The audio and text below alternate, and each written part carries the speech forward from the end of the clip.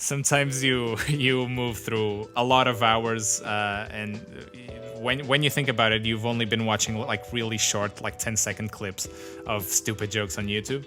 And sometimes you feel like, oh, I've really wasted my time. But then you haven't, because it's really fun and you laugh, and that's what life should be about. So laugh and live and watch stupid memes on YouTube. And that's the takeaway message. Hello everyone, welcome to What's on Your Feed. Today we have a friend of the show. He's Daniel Laureano. He has a band, a one-man band called A Constant Storm. He's a musician based in Porto.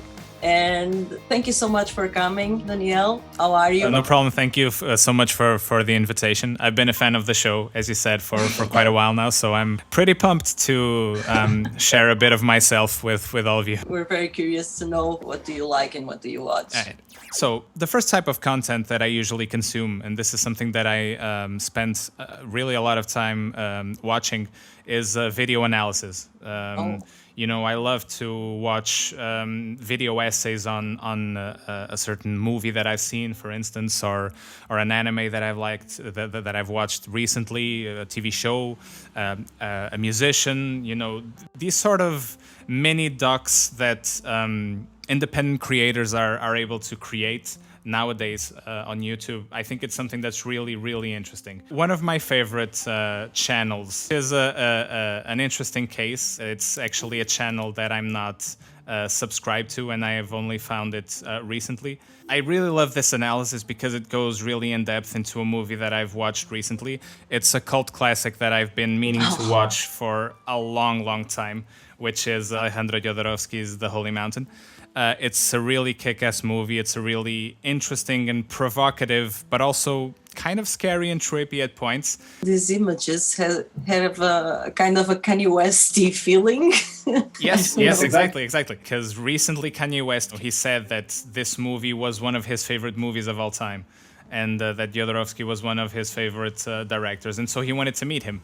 And the thing about that meeting is, and you're already seeing that this type of images, you know, the surreal element is very present. It's a very weird thing. And the thing that Jodorowsky had to say about Kanye was, Kanye is a very weird guy. For a guy like this to say, dude, you're weird, I think you should take it to heart. But as I was saying, you know, this analysis in particular, I found it to be really interesting because it covers some of the things that I like the most about analysis, which is they oftentimes present you with a different view about something that you saw. And, you know, particularly when we're talking about movies like this that are very symbolic and very, you know, dependent on your interpretations of things, it's not so much as you go to watch this video to understand what happened. You know, you made your own assessment. Yeah, you can watch it multiple times and come to different conclusions. Yeah. You see this type of video analysis to maybe have a different view because someone else might have seen it in a different way.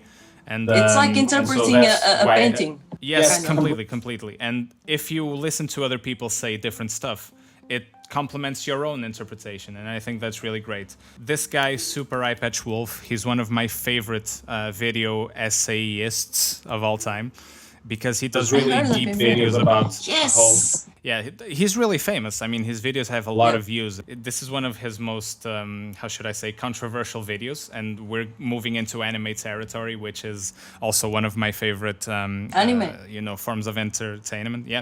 Anime and manga. There's a lot to interpret there. Yes.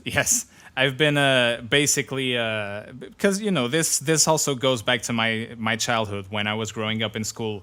I have always been this sort of weird mix between a nerd and an athlete, because, you know, I did competitive swimming for a lot of years, and so I feel like I have those two. You know, and an artist, obviously. I was forgetting the most important thing, because I am, you know, I did graduate. It's so deep in you that you don't realize it anymore. It's part of me. I don't even realize it anymore. It's really freaky. I would watch a lot of anime. My cousin showed me a lot of stuff. You know, I'd watch Trigun with him. I love Trigun. Yes. I'd watch Evangelion with him, which, you know, maybe for a kid my age, I shouldn't really be watching Evangelion at that time. It's got some pretty deep stuff. I watched it later.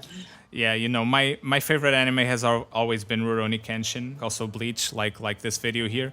You know, this is one of Super Eyepatch Wolf's most controversial videos because he really annoyed the Bleach fan base because he did a lot of criticisms that, you know, some are fair, some maybe aren't. But there's one thing that I really like about this guy. He did like basically an hour-long video chronicling his shift in opinion ever since he did the first one, you know, and he shows some comments, some things that he said, you know, maybe I should have tackled these subjects in a different way. Maybe some things were a bit more subjective that I was making them appear like. And that's something that I really love about content creators and people overall, when they're able to go back and say, you know what, maybe I shouldn't have said this, I shouldn't have done that. My bad, sorry. Here's a video explaining why I do maintain some of my criticisms and why others I have shifted a bit. The Masked Man. And Masked is a guy that does a lot more manga stuff, including obviously one of my favorite, probably my favorite manga of all time, which is Berserk. So basically what he does is he does video essays just the way, you know, for example, Super Eyepatch Wolf does. And the thing is, whereas when you have video essays that talk about movies or anime or something, you can show moving images. When you're discussing and analyzing and dissecting the story of a manga, you kind of have to be a bit more creative with the stuff that's with, you know, editing wise, you kind of have to be a bit more creative with the way you show things. Yeah. But I really love his insight because, you know, a lot of content creation is about attitude and about personality. And you're drawn to the information and you're drawn to the things that people say, but also to their personality. And so I feel like, you know, personality is a very, very big factor into enjoying this type of content, you know, besides obviously all of the information that you get from it. And so this guy, the Masked Man, he's really, truly one of my favorites. I obviously use YouTube a lot to listen to new bands and find out about other stuff. You know, if let me tell you an example. If I'm in the studio with Andre, who should be editing the sound right now, so big cheers to him. We hijacked you. Yes, completely, and it's a good thing that you did, because now I can plug his studio here and everybody will listen to it. I am actually recording an album with him right now, so this is my, you know, semi-plug for A Constant Storm, which is my project. There's a new album coming out soon, and please follow Constant Storm on all of the platforms, the Instagrams and everything. You know the deal. Yes. But let's say I'm in the studio with him and he says, dude, I know of this amazing band called whatever. You should truly go and listen to them. And a lot of my favorite artists I found out in that way. And so this is a channel from a German dark wave project called Sopor Eternus and the Ensemble of Shadows. And I really like Sopor's imagery. To give you a bit of context, this is a project that's very... The person that you see in the video is the only member of the project, so it makes it a bit like my own. It's a one-woman band, because this is a really mysterious story. This person is very, very mysterious. This sort of gargoyle, ghost-like persona that she takes upon herself is really a very crude and emotional, representation of a lot of fragile emotional states that I think we all have. Maybe not to this extent, but we all feel vulnerable in terms and of fragile imagery, in life, and so it's like it's almost as good as Marilyn Manson, and Marilyn Manson had a huge budget. So it's pretty good. And I don't know if this is the case or not, but I feel like Manson could have been influenced by Sopor, because Sopor is a fairly... Oh, she's older than... I think she's around 60 something right now, because that's the thing, there's really not a lot of information about her and about the project, so it's a very mysterious entity. But what draws me to the project, besides the music of course, is the authenticity that I feel. Through performance you can reach a really great level of authenticity, and you can touch the hearts of a lot of people, and that's why Sopor will always remain one of my it completes the idea, for sure. Yeah, for sure. And it's musical, it's lyrical, and it's visual. It's really, really amazing in all it's a aspects. whole realm. Yes, she created a whole world, and there's, different like types of sub characters and like ghosts and stuff. It's really, really fascinating. It can be a bit jarring at times, and when I first found out about Sopor, I was completely disgusted. I tell you, I was I think Why? 16 years old or 15 years old, because it's something I had never listened to or seen something like this before. And I just wasn't ready for it. And I was completely disgusted. And I said, just take this out of my side. I cannot deal with it It's right too now. dark for I me. hate it. It's too dark. It's depressive. I hate it. But then, the next day I came and tried to listen to it again. And I was like, maybe I'll try to. No, I still hate it. It's still dark. But then as the days And then you moved got on, hooked. it stuck. Yeah, it stuck. And then there came a point where I was like, okay, I'm just going to admit that I like this now and whatever. And Most to this things, day, it's most still one things of my that you, biggest influences. most things that you like forever are like that. It's like Yeah. there's a barrier to enter, and then when you pass it, For sure. I'm gonna like this forever. I think that's part of the enchant. For sure. And I love art that makes me feel like this. The thing I love the most about art is when it makes you feel uncomfortable. Because I don't think there's not a lot of things that are worse than art that's very safe and makes you feel like, okay, I know what's gonna happen, and the movie moves on in this way and that way, and I can tell what's gonna happen. Or this song I've heard 100 times before, played by a lot of different artists. So different is good. Going out of your comfort zone is great, and even as a fan, as a creator obviously, but even as a fan, it's really important to move out of your preferred spectrum and widen your horizons a bit, I would say. Definitely. And so I've showed you one of my favorite international artists, and I will show you now one of my favorite Portuguese artists. So this is David Bruno. He is a guy that I've found out about very recently, and there's a really cool thing about this guy, which is he's from He's my Gaia, neighbor. which is the place. Oh, he is. This is even better than I expected. This guy, look, I found out about this guy very recently. Actually, my girlfriend found out about him, and she sent me the video. He does this sort of. It's a bit tricky to explain, but picture He the sound is like a explores retro. the popular culture, maybe the Yeah, everyday. It's like but- a neo-realism somehow. Yes, completely. I think that's a really great way of showing it. But he's not afraid to embrace the cliches and the more. We have a Portuguese word that is chunga. I don't know how to the techier. I don't the know if techier the- aspects. Yeah, maybe take you, maybe corny I think- sometimes. Yeah, corny. I think he turns corny into art, and Into cool. yeah, in a way, because he is very self-conscious about the things that he's doing, and he's very, I feel, humorous about it. Yeah, But I don't feel like he turns his music into comedy.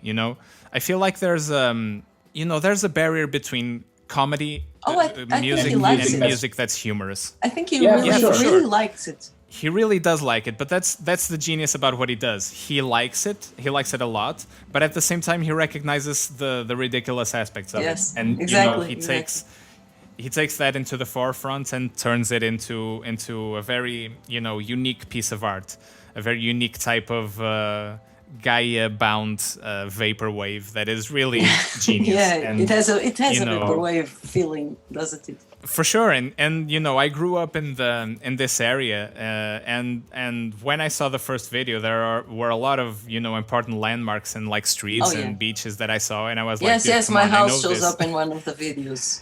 It's too close Really? to home, literally. All right, so we live close to each other too. I see, Yes. relatively close. I love this guy. I saw him live recently. It was a great show, and I really and his videos are just otherworldly. They are very aesthetic. He turns cliche and corny into really cool. And at a certain point, you don't know so if yeah. you're doing that because it's funny or because you really like it. It gets you confused. Yeah. Again, it makes you step out of your comfort zone. It makes you say, why do I like this? I do like this. That's something that I'm sure of. But why is that? Yeah, but if it And- were your and, you know- parents that shows you this, you'd say, "Oh no, I don't like that," and now Yeah. it's on a gray area.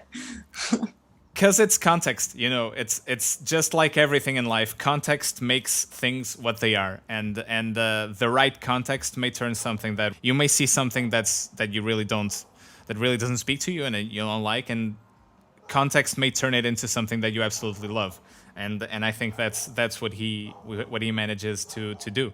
So I do have a music review channel here, and I know that this is a guy that's he's a bit controversial in the music scene, and I definitely don't agree with all of what he says, which is another kind of aspect that I really like to hammer home sometimes. It is important for our existence as human beings to be able to realize that sometimes you agree with what people say, sometimes you don't. That doesn't mean you need to, I love things and that challenge my view of the world. Yeah, for sure. And the thing is, we do live in a political situation that seems to be very based on extremes. You either are fully supportive of someone, or you're either fully against that person. And sometimes I think that we lack the ability to say, this guy may do a video where I fully disagree with everything he says because I love this album, but that doesn't make it, I don't need to renegade all of his stuff just because I didn't agree with what he was saying,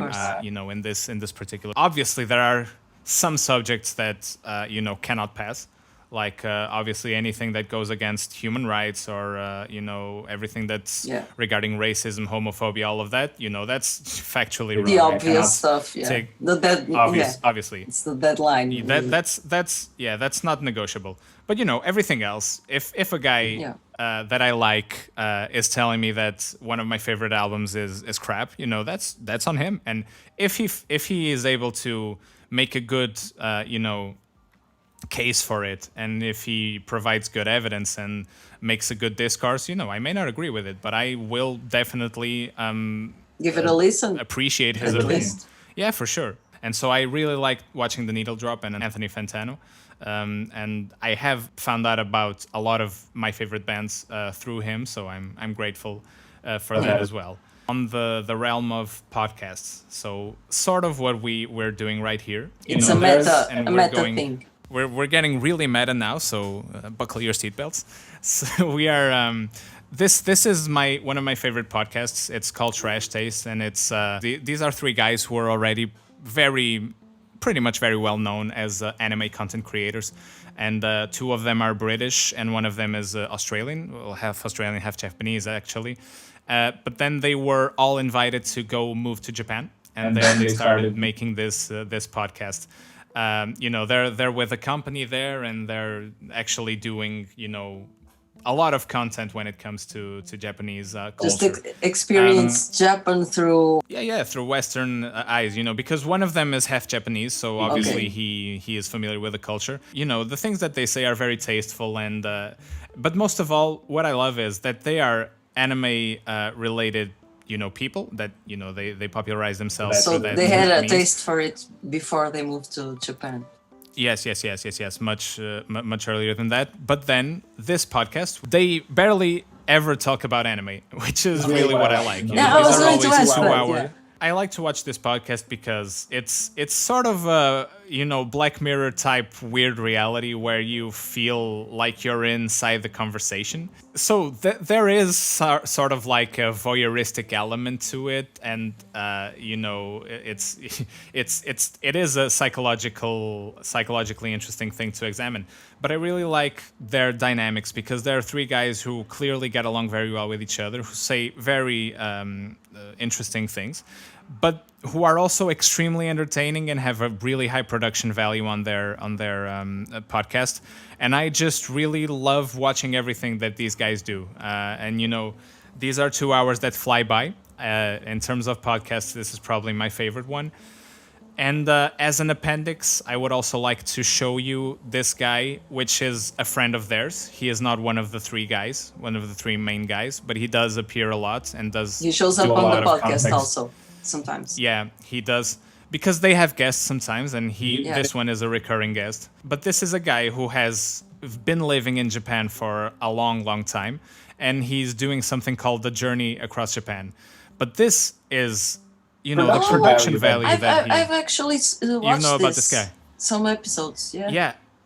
The documentaries and these are like short films. This guy he explores Japan a lot of. He goes through a lot of natural landscapes, but also cities. He really does go all Things the that way. are not very well known to us. We have an idea of Tokyo or Yeah, and yes, that's exactly it. He explores Sendai and he explores Hokkaido and Osaka and all of Kyoto, all of these other places that maybe are not as known to us Westerners, especially when you compare it to Tokyo. But the thing that's really surprising, I feel, is the production value that this guy can imprint into his videos. These are really, really well edited videos. And, obviously I'm a video editor myself, so I geek out about stuff like this. But this guy, I think he uploads like 1 or 2 videos a month, and they are always like mini movies in themselves. Obviously the content is really interesting, but the form is what really captivates me about this guy. oh, those are the guys from the podcast. Yeah. The guy from the middle is Joey, so he's one of the Trash Taste boys, so he's here as well. And obviously, the crossover is real. The crossover is real. Since we are talking about docs, I really love Vice. Not all of the stuff that Vice does is comfortable, and a lot of it, they do dive into a whole lot of sometimes disturbing realities and underground stuff.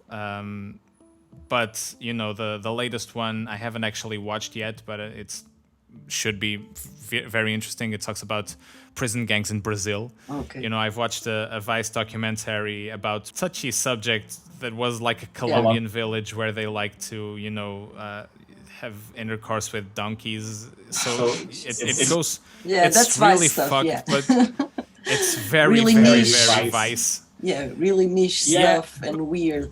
Very weird, but shown in a way where this is something that I really like about Vice. They seem to, at least for the most part, I'm not going to vouch for the entirety of their channel because I haven't really watched everything, but they seem to be pretty good at distancing themselves in their opinions. They're really good in separating their opinions from what they're showing and from this type of neutrality that I feel like mainstream journalism oftentimes lacks. No. I think one of the things that makes YouTube such a cool tool is that you can, because they're independent creators and because they're not bound to any type of umbrella or any news station or companies or anything like that, you can really get a different side of a perspective that televisions and TV stations and other shows won't show you. You can go, I'm not going to discuss whether this is real, that's fake. I don't know. Obviously, I've never been to a Brazilian prison gang, so I wouldn't be able to tell.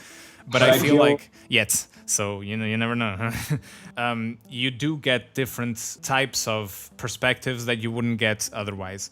And obviously Vice does have a lot of lighter subjects as well. They did a documentary on Magic the Gathering, which is they have really... a whole bunch of stuff that has nothing to do with shocking or political documentaries. Yeah, obviously they have a wide range. If I'm presenting Vice to someone who might not know what Vice is about, like what I'm doing right now, I cannot gloss over that that aspect. I feel like you should know that this is one of the main calling cards from Vice. But talking about Magic the Gathering, which is a game that I really love to play, and we are going into full geek mode now.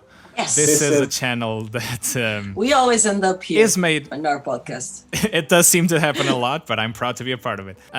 This is a channel. This channel is called SplitSecond, and it is made by friends of mine. So I'm also doing them, a shout out because I feel like their work is really great. This is actually a video where I participated. This is a multiplayer format of Magic called Commander. Yeah, this is very well put together. This is almost like Poker Stars or something like that. Yeah, I feel like they took inspiration from the poker casts. Yeah, it's perfect. It's a really great, really high production value, really good narration, and they are growing as well. They are getting to be a pretty big Commander channel. If you're watching this, if you're a Magic player, if you like watching Magic, please subscribe to SplitSecond. They're great guys and they're a really, really great channel. Yeah, this is a lot of work to put this together. Yeah.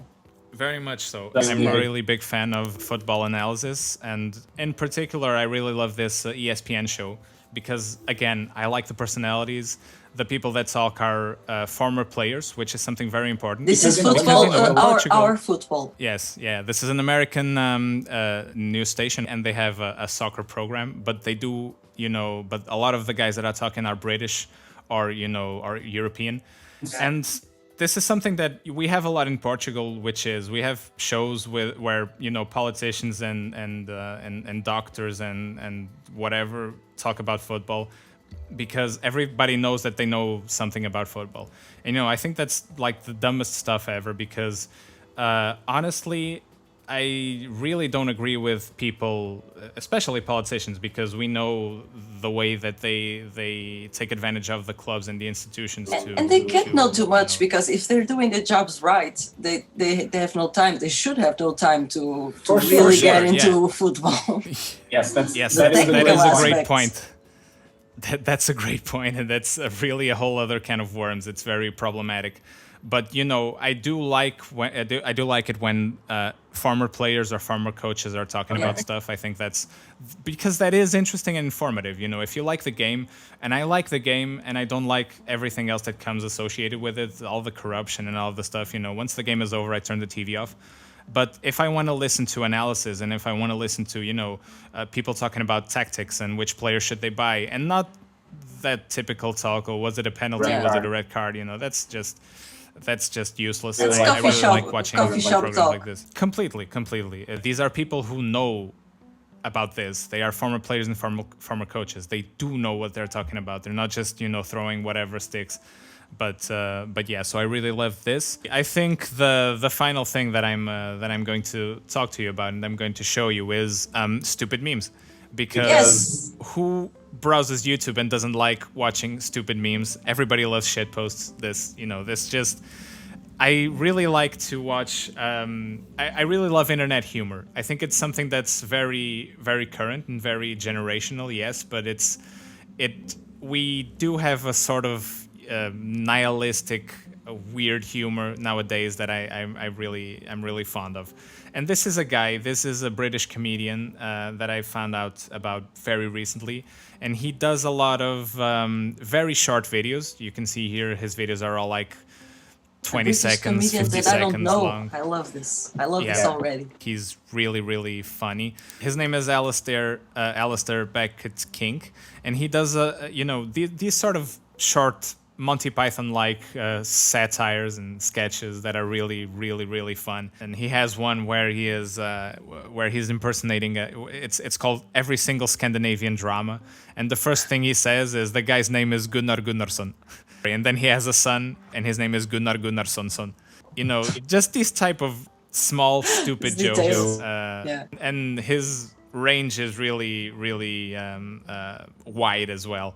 And he, you know, the costumes, he uses makeup a lot of times to turn himself into a girl, and it's great production value, great editor, and most of all, great ideas. Because I think if you want to be funny in the internet, and if you want to have this type of channel, you need to have good ideas, you need to have good delivery, and you need to not take yourself too seriously. Because well, every type of humor, you know, and I feel like to a certain extent, everybody shouldn't take themselves too seriously, because when you look at it, life is kind of ridiculous. And the final one is K-Mac, so this guy is very well known, and we are effectively doing a full circle thing and coming back to music. He does these really short, stupid videos, like he's playing a Beatles song, but then he starts playing a death metal riff, and, you know, the camera zooms in on him and the colors shift and whatever. I love it And that then, you ended up with all memes. I mean, memes are life. Look, there are some times when you get home from work, all you want to do is just watch some stupid 50-second joke and a string of stupid 50-second jokes. And it gets you you can going. then spend like 2 hours. Yeah, it really gets gets you you going through the going. thing. And Sometimes you move through a lot of hours, and when you think about it, you've only been watching like really short, like 10-second clips of stupid jokes on YouTube. and sometimes you feel like, oh, I've really wasted my time, but then you haven't, because it's really fun and you laugh, and that's what life should be about. So laugh and live and watch stupid memes on YouTube, and that's the takeaway message.